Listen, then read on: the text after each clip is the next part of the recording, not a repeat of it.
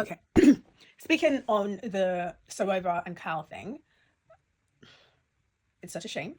I didn't buy it. I didn't buy that he felt, because he said there was no spark. And if you're saying there's no spark, it means that from the moment you saw her, there was no spark.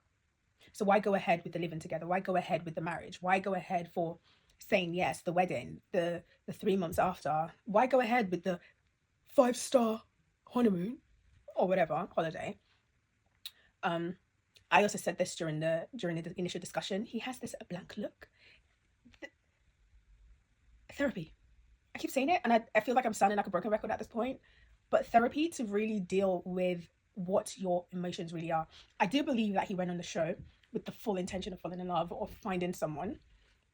But I believe the moment he said, "Let me try something different," and then you tried the something different and it still wasn't your thing, and the poor woman was falling in love with you, and you could see this, that's deceitful, and it's on you to have not carried on with the whole thing. And in my opinion, I feel like that's, you should have done like a barter and said no at the altar. Also, yeah, I think that's everything I've got to say about Carl. I feel like Billy's is coming as well, because I'm not gonna let off that man's neck either. Yeah. Anyway, moving on to Jed and Bada. Okay, so Bada and Jed, they've just finished their little bit. That's so sad. Because initially I'd said, oh, they're gonna suffer. I remember that vividly from our earlier recording of episode 1, 2, 3, because I was like, they're not compatible. Like, what are you doing? But hey, love is blind and all that. But I feel like there's a lot of growth with the both of them, and it's just they are like, yes, the values that you want aligned, but you're not compatible. Again, you both couldn't communicate. They but both couldn't communicate properly with each other, and hey, experience is the best teacher. Now they've learnt, and hopefully they'll do better in their next relationship. It sounded like there was actually a lot of love there, and it was really unfortunate that things ended up being the way that it was. So yeah, it's a real shame. A real shame. They were a lot of people liked them, and a lot of people had faith in them. I'm such an asshole. Oh my god, because I was like, I don't see it. They're not compatible. How are people not seeing this? But like, I had to like keep my mouth shut. But there was definitely a lot of love there, and I feel like they could have made it work if they had the right help, right? Because the whole thing that happened at the gym, that could have been talked about if they were seeing. This is not a therapy propaganda page, I promise you. But if they had a third party who was helping them with these things, then they could have easily just also leaving the country immediately after. That's crazy, bro. That's crazy. It's given the check cleared and she bounced. Oh my goodness. But yeah, it seems like there was a lot of like emotions there for the both of them. Even while they were talking, like Bada got like a bit choked up, and I believe so did he. And it was very cute when he said, yeah, he would have chosen her again because he had very deep conversations with her and like their values aligned. Which yeah, good. But again, I don't believe that their values aligned, because I don't actually believe that they really, really, really know what their values are. Anyway, I'm happy for them that they're happy and that they're thriving right now. It's a story. It's one to definitely need to learn from, I'd say. Yeah, that's what I've got. Good for them. I'm not gonna finish watching Billy and Ashley's part. Um, he should have said no. Why he did, we he said it himself. He was split in half, and he took a chance, thinking maybe, something, maybe they could walk through it. But fair play. Um, I already said that it was going to be very, very difficult. But you see, I feel like everyone's giving Billy a lot of shit. Well deserved, don't get me wrong. But you see, Ashley, the fuck you mean I was ready to become a military wife? Have you lost your mind? Don't be glorifying shit like that. Are we okay?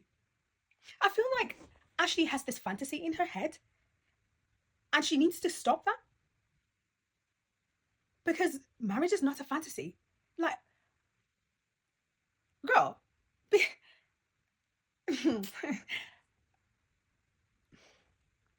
she also has this, oh, you need to take accountability, oh, you blah, blah, blah, blah. But where was this Ashley in on the show? Because this Ashley is new, but I guess sometimes certain things trigger certain behaviors in you, or certain events in your life trigger certain behaviors in you, or certain patterns or whatever.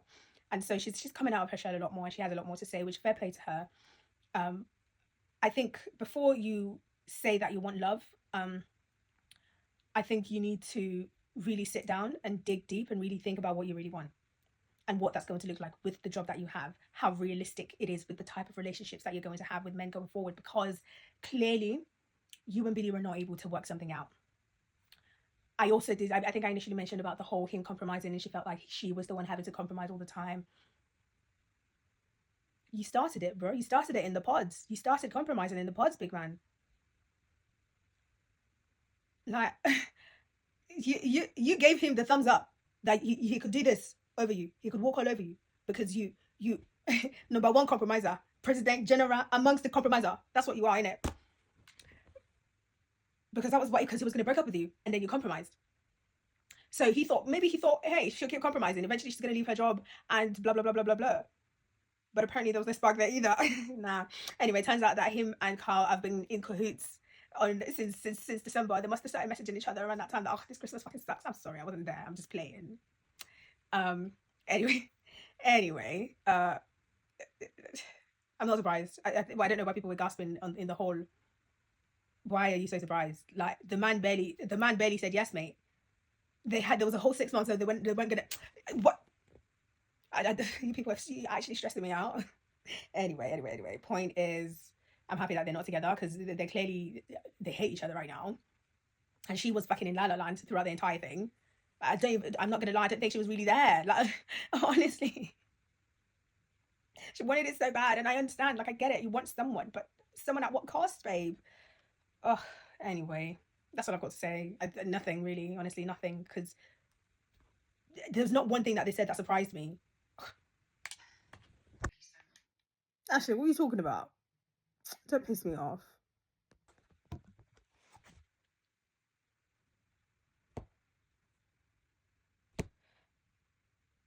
We didn't need to hear from him, but I get it. You got to show the guy, I get it, but he said nothing.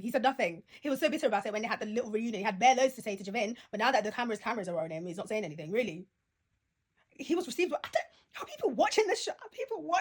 And watching these people? I don't get it. I'm not saying the guy is a villain, but he's not so sweet. How are you not seeing that? I don't. How also are you guys not seeing that the connection between him and Katisha? There was no connection. It would have ended up like fucking Sarova and Cal, and it would have been swapped around where the Demola would have been the one who was like really obsessed, and Katisha would have been the one that's like, oh, that's how it would have been. What do you mean? People are stressing me out. I don't understand. Okay, people aren't stressing me out, and I do understand, but you guys are blind. You are very blind. If you like, how can you not see that? The guy's not a fucking saint. Unfortunately, she had T-strong connections, and I respect that. No, you don't. I would have been, with me, if you'd been bitter, I would have been happier. Not gonna lie. If you'd been like, well, clearly she didn't make the right decision, did she? Blah, blah, blah. Maybe not like that. But I'm of the opinion that she shouldn't have picked anybody, and old girl should have just gone home as a single Pringle. She did not need to be on that show, but that is just my opinion. Moving on to her and Javin. Javin and Katisha, I feel like the hurt is still very fresh for Katisha, because obviously she had to watch this whole thing again. It's highly likely that it's triggering a lot of emotions for her. I completely understand that. I'm also I'm proud that she also didn't take back all the stuff with Demola, because girl, you did not like that man as much as you liked Javin, and fair play. However,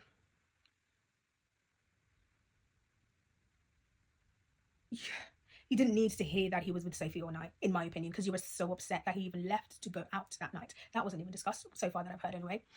You were very upset about that. Baby cried. He didn't even notice that he acted like he didn't give a shit. I don't know maybe they edited it in a way. He was just like, yeah, bye. And then you were on your bed cuddled down and like, sad, and you didn't give a shit. That couldn't have been easy to watch. So the whole Sophie thing, you didn't need to hear that. Surely that's not really, really why you decided to go back, start packing your things and leaving, because it's a pattern of behavior from him that you've noticed. And he also said it. He gave you nothing of himself, and that's on him, and definitely not on you. And it's annoying to me that he said, I enjoyed my time with you. Who the fuck says that? What the fuck does that mean? To me, I'm so sorry. All I'm hearing is sex was good. Javin, that's just me. I know he didn't say those words, but that's what I'm taking from it. That's, I feel like it's like on, that's what he didn't want to say in such a crass way, because in terms of communication, you didn't mesh. In terms of likely the way you see having a family, the things that having an actual relationship, right? And what it takes to be in the relationship, you weren't compatible that way either. So I don't know what you saw. I don't know. I don't know what the banter. I don't know. A man who actually had emotions, in my opinion, body language, the smile. Like I understand that that's how he is, but I'm just something is off. And he keeps saying people who know me outside, but people don't know you, bro.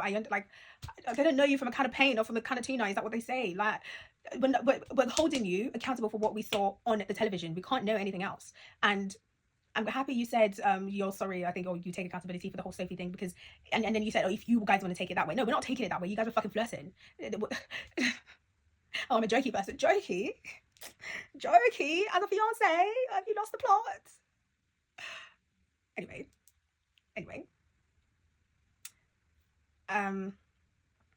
I hope Netflix is paying for you guys' therapy sessions. I've always been of the opinion that this would be fun to go on, but it doesn't look fun. I love, sometimes I love the UK for how we do things, because this is real. This is I don't know why, to me this feels a lot realer than the American one, but this feels realer to me, and it just goes to show that relationships are so messy, and love is not blind. I'm so sorry. Well, I'm not even sorry. Love is not blind. Love has never been blind. Marriage has never been blind. What?